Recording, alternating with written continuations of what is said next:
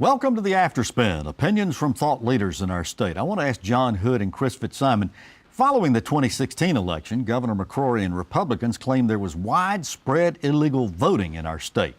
Recently, we learned that 19 citizens from other countries were indicted by a federal grand jury in Wilmington for voting illegally in 2016.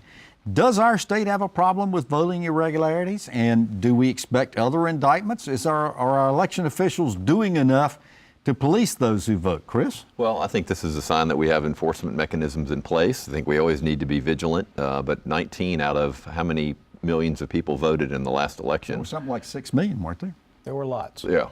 So I think we need to be vigilant about voter fraud. I do think it's been far overblown. You mentioned Governor McCrory. Remember, they were accusing people of voting twice who didn't vote twice and raking their names through the coals and sort of impugning their names. One was a veteran who's living in a nursing home who they claimed was voting twice and hadn't done it. So just like we need to be vigilant about making sure people aren't voting illegally, we need to make sure we're not reckless with charges that people are doing that. Does this give us confidence, though, in our election system, John? Should we be concerned about this? I think people interpret this kind of news very differently. There was a previous report from the Board of Elections suggesting that they had 2 cases of impersonation fraud.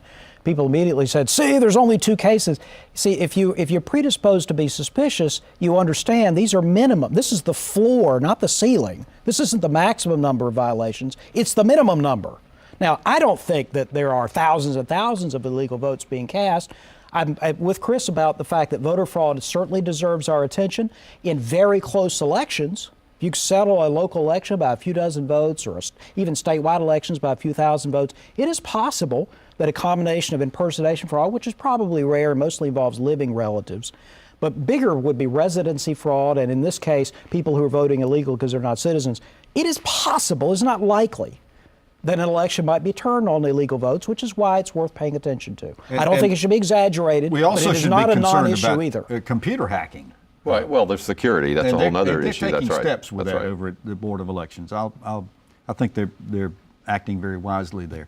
Well, thank you for watching the Afterspin. We'll have more video all during the week on ncspin.com.